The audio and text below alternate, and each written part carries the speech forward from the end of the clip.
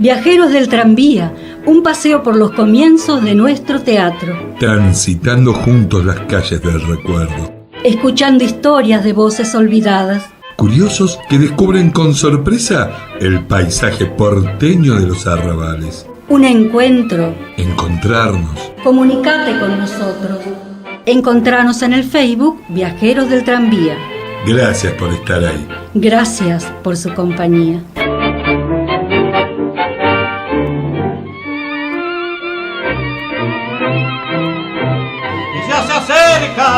Saludando por la ventanilla, intentando robar protagonismo, nuestros actores.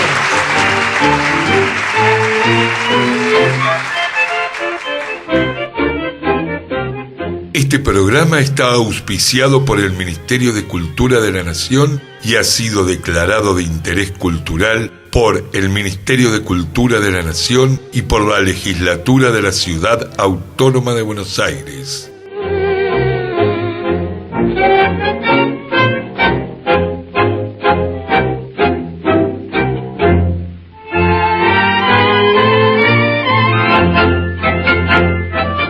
De las aguafuertes de Roberto Arlt, los libros y la verdad. Calcule usted que en Alemania se publican anualmente más o menos 10.000 libros, que abarcan todos los géneros de la especulación literaria. En París ocurre lo mismo, en Londres, idem, en Nueva York, igual. Piense esto, si cada libro contuviera una verdad, una sola verdad nueva en la superficie de la Tierra, el grado de civilización moral que habrían alcanzado los hombres sería incalculable. ¿No es así?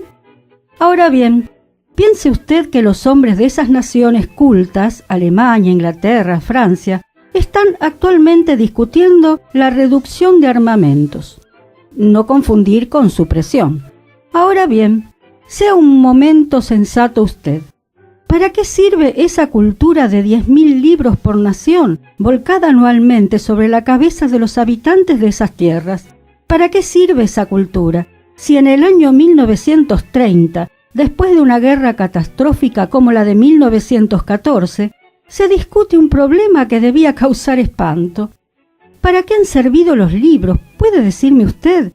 Yo, que con toda sinceridad le declaro que ignoro para qué sirven los libros, que ignoro para qué sirve la obra de un señor Ricardo Rojas, de un señor Leopoldo Lugones, de un señor Capdevila, para circunscribirme a este país. El escritor como operario. Si usted conociera los entretelones de la literatura, se daría cuenta de que el escritor es un señor que tiene el oficio de escribir, como otro de fabricar casas, nada más. Lo que lo diferencia del fabricante de casas es que los libros no son tan útiles como las casas.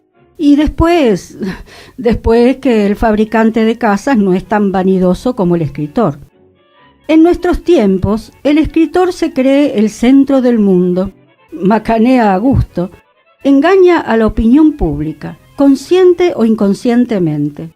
No revisa sus opiniones, cree que lo que escribió es verdad por el hecho de haberlo escrito él. Él es el centro del mundo. La gente que hasta experimenta dificultades para escribirle a la familia, cree que la mentalidad del escritor es superior a la de sus semejantes y está equivocada respecto a los libros y respecto a los autores. Todos nosotros, los que escribimos y firmamos, lo hacemos para ganarnos el puchero, nada más.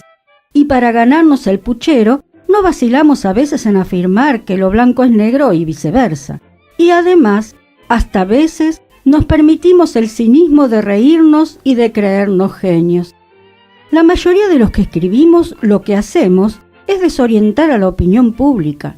La gente busca la verdad y nosotros les damos verdades equivocadas, lo blanco por lo negro. Es doloroso confesarlo, pero es así. Hay que escribir. En Europa los autores tienen su público. A ese público le dan un libro por un año. ¿Usted puede creer de buena fe que en un año se escribe un libro que contenga verdades? No, señor, no es posible. Para escribir un libro por año hay que macañar, dorar la píldora, llenar páginas de frases. es el oficio, el métier. La gente recibe la mercadería y cree que es materia prima, cuando apenas se trata de una falsificación burda de otras falsificaciones, que también se inspiraron en falsificaciones. Si usted quiere formarse un concepto claro de la existencia, viva, piense, obre, sea sincero, no se engañe a sí mismo. Analice, estúdiese.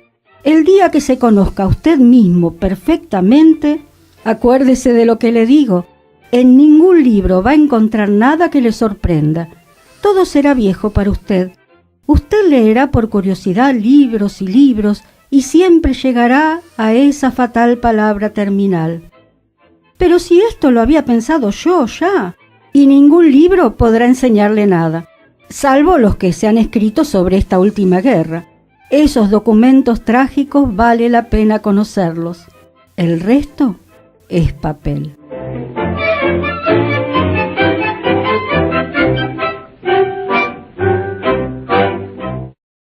Comunicate con nosotros a través del Facebook Viajeros del Tranvía. Danos tu opinión y decinos datos que conozcas acerca de todo lo que estamos hablando. También podés, a través de nuestro correo electrónico, viajerosdeltranvía@gmail.com.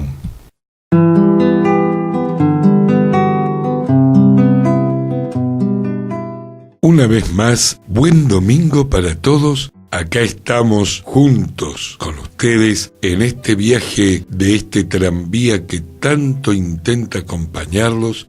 Acá con la compañera Ana María Leza. Buen día, Ana María. Buenos días a todos. Y también con el inefable Horacio Gimondo. Buen día, Horacio. Bueno, muy buenos días, muchas gracias. Estoy pero con muchas ganas de escuchar tu columna, Horacio, porque me quedé de la última vez con ganas de seguir escuchando todos esos datos que estás trayendo acerca del circo criollo, datos que realmente no conocía y que me resultan muy interesantes para entender la forma de vida de aquel momento. Horacio, ¿qué nos has traído hoy? Bien, hoy, para no aburrirlos, no traje, para la próxima sí voy a seguir terminando lo del circo, la parte de habíamos llegado a la culminación de ya el circo con la carpa nueva y demás, y la luz eléctrica.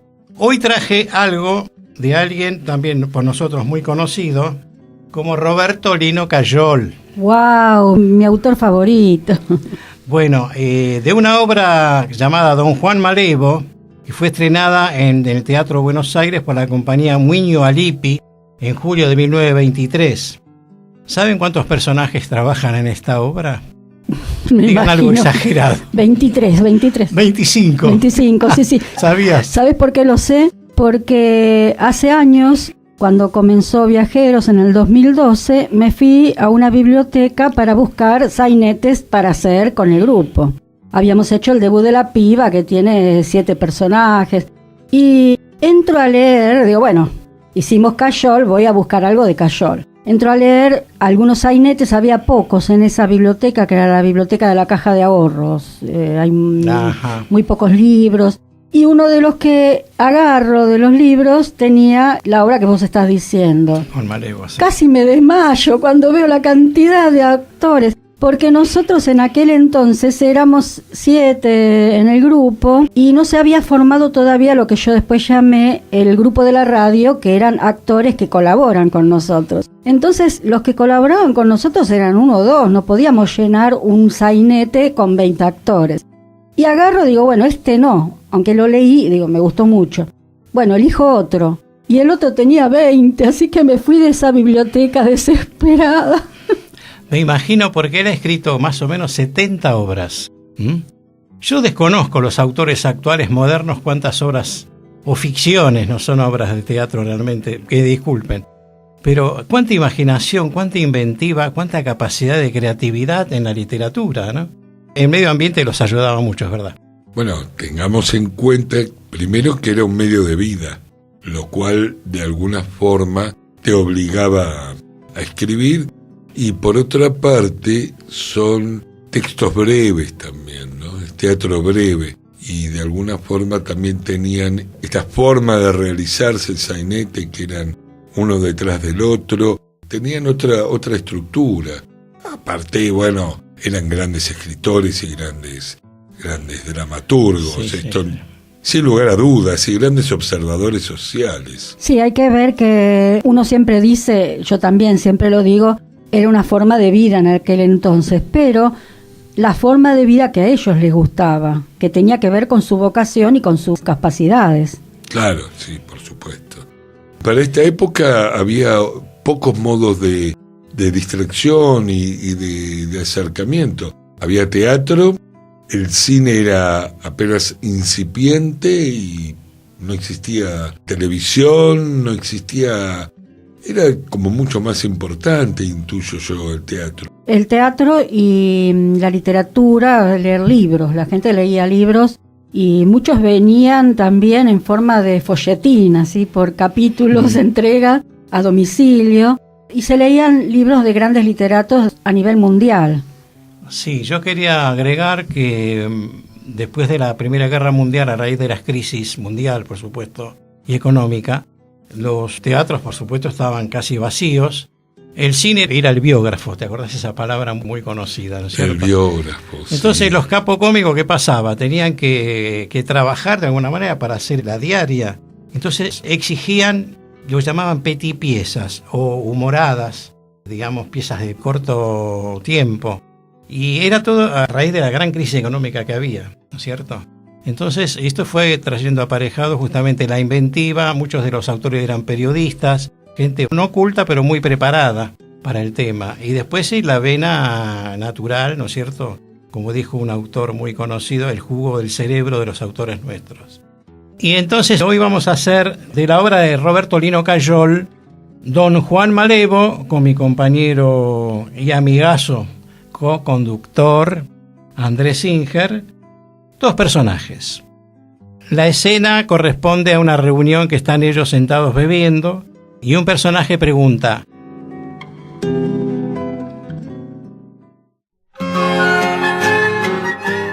¿qué es el tango, amigazo? ¿Quieres saber qué es el tango? No es el que hoy canta una mina con éter, coca y morfina, pero sin alma ni gracia. ¿Qué más que cosa argentina? Parece cosa de farmacia. Tango dolor, alegría, miedo, rencor, celosía. Y abrir un ojal es tango. Y de entrar luego a un fandango huyendo la policía. Tango es allá en las cortadas mientras lloran las perradas y rezonga un mandoleón, colarse a un baile en matón y suspenderlo a patadas. O cuando el arpa del ciego rompe a sonar como un ruego y se encienden las chinitas. Ser buen taura y hacer juego con las cartas más bonitas. Y clavao en la madera como estaca de tranquera, con la paica ya prendida, tirar la vista homicida por si hay un gil que la quiera. Juntar después las cabezas como un casal de tristezas y ver cuando se acaban que la pebeta llorao oyendo nuestras ternezas. El tango es eso: metida, calor, fiereza, guarida, y los que fama le dan ni lo mojan con champán ni se alquilan la querida.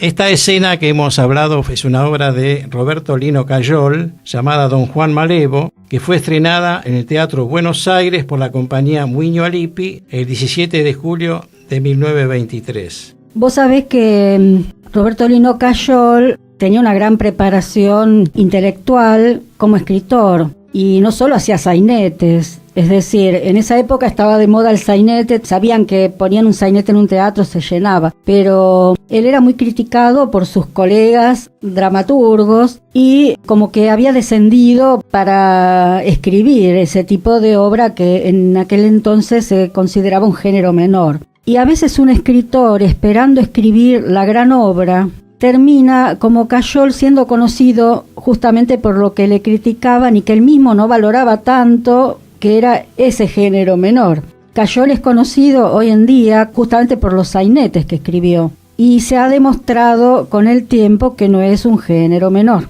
Sí, quizás hayan pensado que no lo prestigiaba él como persona o el intelecto, ¿no es cierto? Pero ya ves que le dio resultado. Y ha escrito más de 70 obras, como ya hemos mencionado. ¿Qué opinas, Andrés? No, me trae a cuento algunas anécdotas de algunos actores considerados del teatro importante y que han pasado por otro género no tan bien visto como es la revista. Claro, sí. Y que después de pasar por la revista, un género supuestamente menor, hablando o escuchando hablar a ellos, son géneros mucho más difíciles de hacer. Creo que en el caso de lo que estamos hablando ahora, del sainete, el sainete es muy difícil de escribir. Por esas características, por ser, primero, de tinte humorístico, es muy difícil escribir para el humor. Sí, es más fácil la tragedia. Es más fácil la tragedia. Tienen que ser cortos, por lo tanto, muy resumido. Tiene características realmente que lo hacen muy dificultoso. Y lo que denota es un prejuicio muy importante para con estos géneros, como actores que han pasado por la revista, enormes actores, que después haciendo teatro convencional, por llamarlo de alguna manera, han descollado y han sido, pero han hecho trabajos superlativos. Es cierto, hay muchos actores, hemos tenido acá ejemplos de, por ejemplo, Halcón y otros grandes actores que han hecho Shakespeare, obras muy serias, clásicas, pero también se han venido a hacer cine o, por ejemplo, papeles de malevos o de Un guapo del 900, entre otros, y papeles menores en cuanto a lo que puede llamarse una literatura para gente exquisita.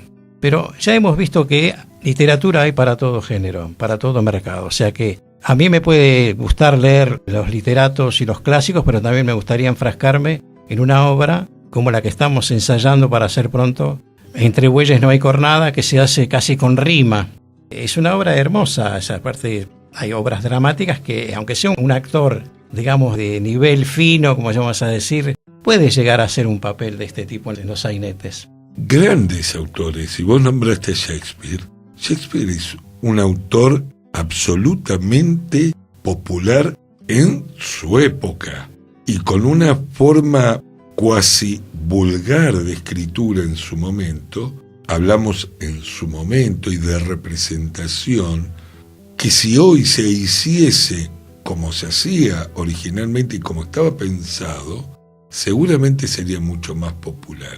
Y creo que pasa con Shakespeare, pasa con Molière y pasa con otros grandes autores que han nacido como autores populares, pero que después se culturizan, valga esta palabra si es que existe, y se terminan haciendo algunos espectáculos que terminan siendo, para muy poca gente, aburridos en muchos casos, y que pierden justamente la esencia de lo que el autor quiso mostrar en su momento y a quienes estaba dirigida ese espectáculo, ¿no? Claro, pasó con la comedia del arte, por ejemplo, con el personaje de Arlequino, por poner un ejemplo, que en un principio su traje era hecho de jirones, de remiendos, y cuando deja lo popular y lo toma el teatro cortesano, aparecen esos remiendos en forma de exquisitos rombos muy bien diseñados en un traje de alta costura. Y un poco creo que es esto, ¿no? Lo mismo pasa con muchos tipos de arte que nacen desde lo popular. En general creo que el arte nace desde lo popular y con una enorme necesidad de decir algo que tiene que ver con la revolución o con el cambio. La revolución en un sentido muy amplio, ¿no? La manera de mostrar la forma de ser nuestra en determinada época. El cabaret de Alemania en su momento, la comedia del arte, sí. ¿no? Y otras formas que después, de alguna forma, no sé si es el poder, la corte, les entretiene, les gusta y lo transforma de alguna forma en algo más comercial, más lavado, más insubstancioso, diría yo. Claro. Sabemos que siempre hay, personas que les gusta abarcar lo que es artístico elevado, y está un grueso de personas que no les interesa nada más que divertirse, entretenerse. De ahí, cuando hablábamos de los circos, del comienzo de los espectáculos teatrales en los circos, el tablado, en principio era un picadero, porque la gente ya se había aburrido de muchas cosas. Entonces habían dos actos. En primer acto hacían una cosa, después presentaron una obra completa. De ahí se conocieron muchos autores. Y por esa razón te digo que hay mercado para todo. Como hay gente para la literatura seria, como para lo popular. Es como la música, exactamente lo mismo. Nosotros estamos trabajando hace bastante tiempo para tratar de que esto realmente comience a ser más interesante en la gente. Vamos a hacer el esfuerzo y lo seguiremos haciendo. Ahí noté, perdóname, una palabrita que nombras. Hay mercado para todo. Y el arte, en tanto a mercado, pasa a ser un producto comercial. Si hablamos de arte, me parece que no tiene que ver con el mercado.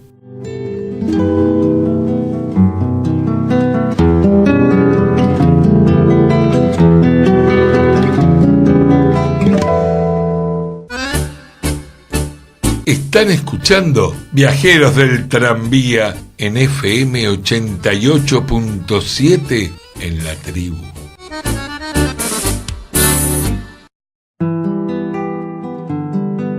Están escuchando Viajeros del Tranvía.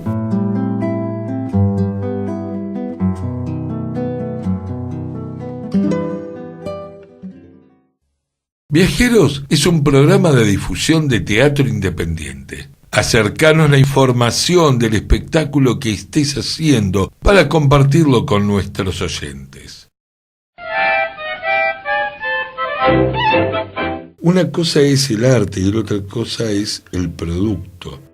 Yo muchas veces me cruzo con gente que intenta, más que hacer arte, hacer un producto. Pasa muchísimo en televisión. Estamos haciendo un buen producto. Nuestra película es un buen producto. E incluso los que lo hacen hablan de una obra de teatro que es un buen producto. Y un producto se consume. Y a mí me gustaría no hacer un buen producto. A mí me gustaría decir algo que tenga necesidad de decir y que el que quiera lo escuche y el que no, siga de largo. Yo entiendo a qué te referís con la palabra mercado, pero de alguna manera me parece que tanto mercado nos corrompe la vida. Sí, ya no tanto el arte, la vida. Estamos todo el tiempo pensando en el mercado, en si nos va a dejar plata, no nos va a dejar plata, si hay plata para producir, si no hay plata, que el caché, que no el caché. ¿Dónde está el arte ahí? ¿En dónde figura el arte? ¿Dónde está? Me parece más, como se dice, tan sin querer. Un producto. Entonces, si hago un producto, contrato a un buen actor. Darín, que es un buen producto, me asegura unas cuantas butacas. ¿Pero hay arte ahí? Puede que sí, pero pregunto, ¿hay arte? Sí, tal vez se diga en algunos casos un producto como producto comercial, como algo que haga un boom, que dé mucho rédito, que venga mucho público, que sean ganancias, pero tal vez algunos hablan de un producto artístico. En el caso de producción artística, que un mural es una producción artística, es decir, producción en cuanto a producir. Cuando uno hace una escultura, está como produciendo también un hecho artístico. Pienso que la palabra puede ser más flexible. Es posible. Yo dejo la pregunta.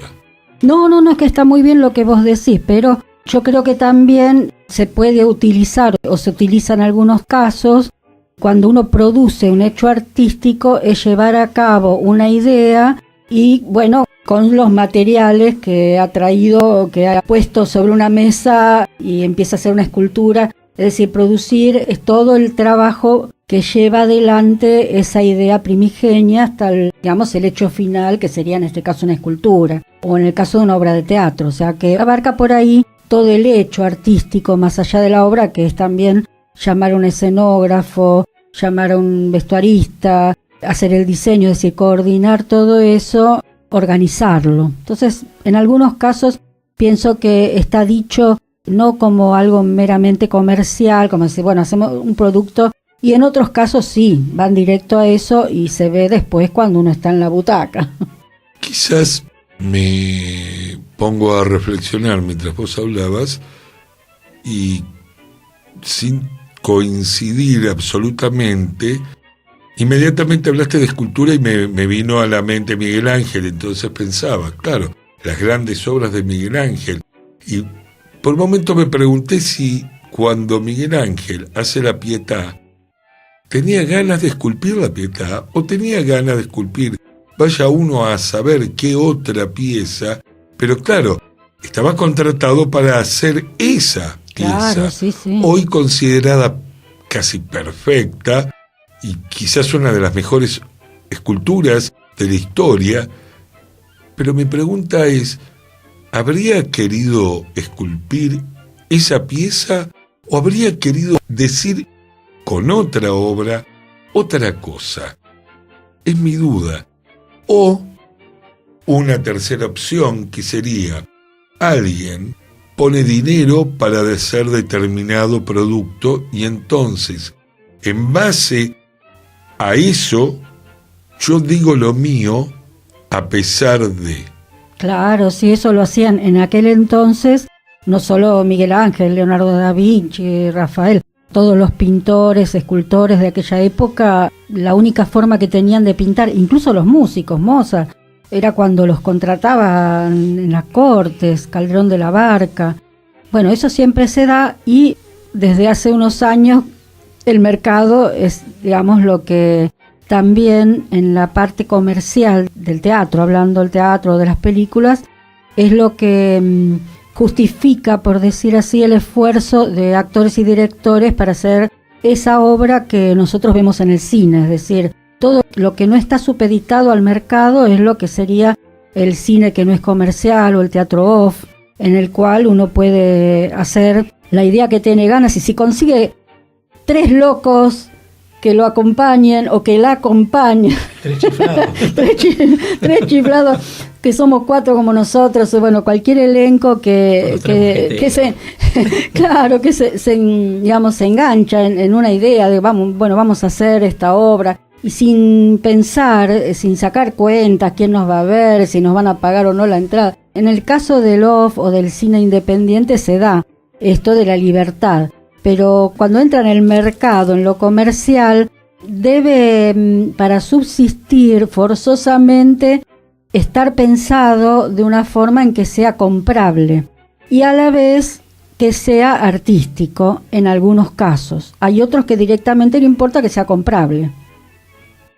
Ahí entramos en una gran trampa, porque de esa manera nos encontramos donde los productos, entre comillas, comprables, suelen ser muchas veces la repetición de 1, 2 o 3 fórmulas, algo que se suele utilizar en el cine norteamericano comercial en general. Claro. Responden a 3 o 4 fórmulas, no salen de esas 3 o 4 fórmulas y de alguna manera terminan cansando, creo, o por lo menos no generan hechos artísticos distintos. Y finalmente van al off a ver si encuentran en el cine independiente nuevos creadores, gente con otras ideas que llevan al mercado y terminan tratando de meterlos en esas fórmulas que originalmente tenían, y se termina confundiendo todo, y me parece que no terminamos de ser lo suficientemente creativos, creo. Pero por lo menos lo vamos a intentar desde acá, ¿no? Salir de esas estructuras, de esas fórmulas. Claro. Porque hay gente que te da resultado, ¿viste? Por ejemplo, las obras que se representan, sube el borderó, la gente de boca en boca la va halagando, los teatros se van llenando, y bueno, los bolsillos se van llenando, y el creativo está cada vez más ansioso de crear obras, porque eso da resultado. Porque al fin de cuentas, no vamos a confundir. Yo quise decir, cuando hablé de producto o de consumo, quise de alguna manera decir que no a todo el mundo le gusta, como pasa con muchos rubros, una cosa determinada, no lo divierte, no lo satisface. Entonces se vuelca en otra cosa. Que pueda dar o no resultado, o eso con el tiempo se va a ver.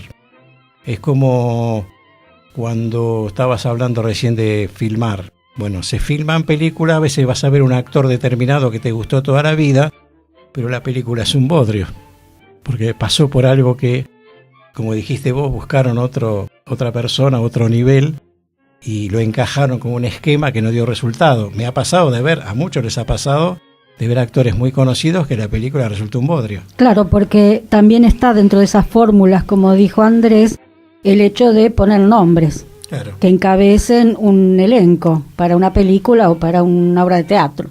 Y eso no es, digamos, una seguridad de que la obra va a ser buena. Tiempos de producción también van en contra. El tiempo es dinero, por lo tanto no hay tiempo quizás para investigar, ¿no? La necesidad económica, el dinero por delante hace que quizás haya que sacar 1, 2, 3, 4, 20, 50 obras. Grandes músicos comienzan con grandes canciones, grandes obras, y terminan siendo empujados a producir, y hay que sacar como de una máquina de hacer chorizos algún producto porque hay que vender. Claro, aparte sí, comienzan a repetirse a sí mismos porque lo que les dio el éxito es lo que el público pide, y cuando se salen de eso ya no le interesa ni a quien le paga, que le está produciendo la edición de su música, ni tampoco se lo compra el público. A veces también pasa eso, o sea, terminan siendo un producto en sí mismos. Es verdad. Lo que no vamos a hacer nosotros con nuestro trabajo es saturar a nuestro público. Por el contrario, siempre van a tener obras nuevas, novedades, por supuesto, y dentro de todo lo que nosotros vamos a ofrecer, va a haber muchísimas cosas que, sobre todo los chicos o chicas que estudian cine o teatro, van a aprender de nosotros. No somos profesores de facultad, pero estamos en este tema y lo dominamos bien. Siempre escúchennos que van a aprender. Sí, sobre todo somos actores, no es que seamos grandes conocedores, sino que somos grandes amantes del teatro.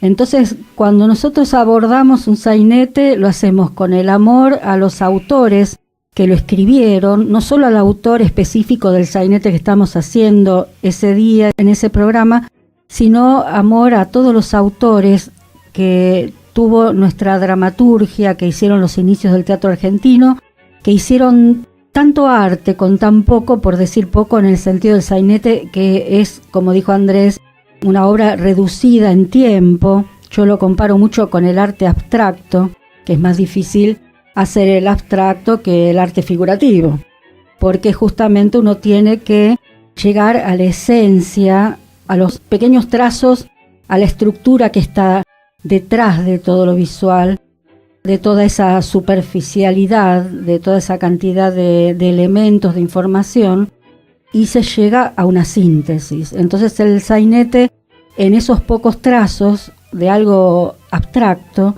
llega en esa síntesis a darnos la caracterología de los personajes, a pintarnos una época.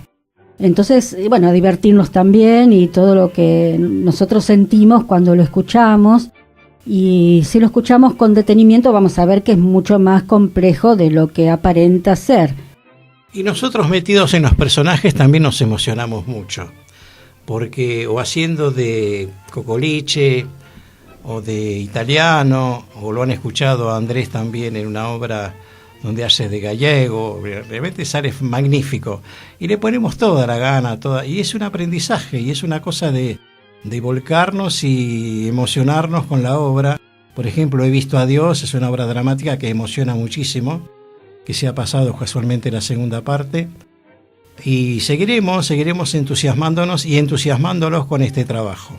Bueno, en fin, ya hemos debatido durante algunos extensos minutos qué es el arte. Todo gracias al sainete. La pucha con el sainete. Después de todo, eso es lo bueno, ¿no? Que tomemos como punta del ovillo un estilo de teatro como lo es el sainete para seguir debatiendo otras ideas y seguir debatiendo ideas que están relacionadas con el arte y con el arte y la visión de cada uno de nosotros de lo que es o de lo que podría ser el arte, ¿no? Creo que tampoco está muy claro qué es el arte para cada uno. Para algunos será algún producto un poco más comercial, para otros está relacionado con la posibilidad de vivir de tal, para otros no. Hay grandes actores y músicos que nunca han sido conocidos y que nunca se interesaron por entrar en el mercado, que es una palabrita que en esta época que estamos viviendo es muy particular. Estamos todo el tiempo hablando de libertad de mercado, y si el mercado sensible. Mercado sensible. ¿Qué hace el mercado sensible? ¿Cómo puede ser? Entonces, desde ese lugar, por ahí a mí me sonó fuerte. La palabra mercado ya me produce tirria y escozor, diría algún amigo mío. Y hay mucho de esto, mucho de falta de arte, incluso en otros ámbitos. Y me parece que lo que sucede cuando empieza a escasear el arte en cualquier hecho artístico es la falta de riesgo, la falta de arriesgarse a hacer algo que no se haya hecho, algo distinto, equivocado o no. Para mí una de las cosas que distingue el arte es la posibilidad de arriesgar. Cuando alguien arriesga en lo que hace, me parece que hay algo más de arte. Sí, y también cuando dentro de lo que nosotros llamamos, el teatro comercial o el cine comercial, los que contratan, por decir así, los productores, los que ponen el dinero, a veces cuentan con algunos directores que ponen arte o con elencos, con actores que están poniendo arte a la vez que están cobrando su sueldo, su porcentaje del bordero. Es decir, que no todos los productos comerciales carecen de arte porque depende de las personas que están en conjunción en esa obra. Es decir, a veces por casualidad toca que un director tiene un gran talento, por ejemplo, y los que le pagan lo contratan para que dirija directamente como contratarían otro director, pero a veces la gente que les toca en ese conjunto de director y de actores se da que realmente están poniendo arte porque lo están haciendo con amor a la vez que están en una producción que les va a dar sus dividendos. Y en otro caso no, directamente van a lo comercial, a cumplir, por decir así. Y eso se nota también en el producto final, en lo que el público ve, y en este devenir de obras comerciales y de obras satélite, digamos, de todo lo que es el centro, que sería todo el Loft, Corrientes y todo el teatro independiente, o sea, toda esa mezcla, a través del tiempo va dando como una evolución, van apareciendo ideas y cosas que eran, como en este caso los sainetes, que en su momento estaban desprestigiados como un género menor. Con el tiempo, los que lo hicieron con amor, con ganas y con talento, son los que perduraron. También el sainete empezó a declinar en un momento porque justamente como era exitoso, había autores que empezaron también a hacerlo como chorizos, de uno detrás de otro, copiándose a sí mismos, es decir, con la misma fórmula. Aparecieron muchos autores menores sí, los autores, no el género, que escribían obras insustanciosas por el hecho de, ir al negocio y hacer sainetes y que el público sainetero fuera a verlos. Y todo eso fue haciendo decaer al sainete y la gente se empezó a volcar hacia la revista y el sainete tuvo su decadencia y su declinación también por eso. A veces el éxito provoca una declinación posterior. Bueno, quizás en ciclos naturales, ¿no? Nacimiento, desarrollo y de alguna manera va declinando como todo en la vida, como todo ciclo natural. Sí, la cultura siempre tiene sus ciclos y muchas cosas, muchas músicas, muchas esculturas y mucho arte se ha perdido en nuestro mundo desde que el hombre es hombre. Y yo a veces pienso, ¿cómo sería la música egipcia o la música fenicia? Es decir, algunas piezas han perdurado, pero muy pocas. Y siempre las civilizaciones han tenido estos periodos de crecimiento, apogeo y decadencia. Han desaparecido muchas y de la misma forma las culturas locales, como podríamos decir nosotros con el tango, con el sainete, dentro de 10.000 años, ¿dónde andarán? ¿Y dónde andará Viajeros en ese entonces? ¿Dónde estaremos? ¿Alguna nube? Menos mal que no se te ocurrió hablar de teatro fenicio, porque no tengo información. Hay muy pocas obras. Bueno. Vaya uno a saber.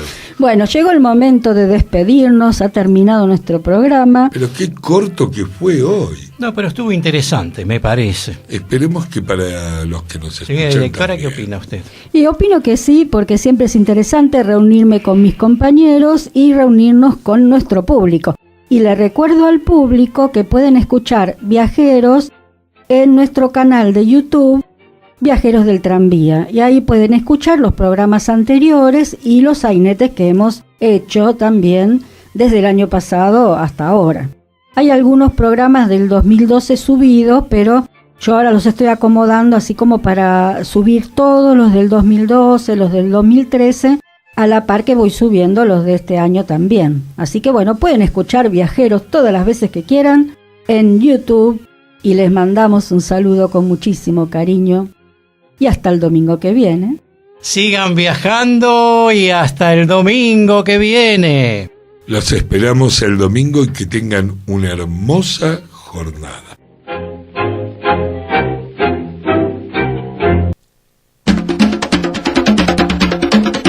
Esperamos que el programa les haya gustado. Y desde ya quedan todos invitados a viajar con nosotros en este tranvía la próxima semana. El próximo domingo. En un nuevo encuentro con el grupo Infraganti. Hasta la próxima semana. Siga el baile, con ardiente frenesí. La comparsa de los tres. Ay, compadre tambor. Ven a bailar, te llevaré en la sala.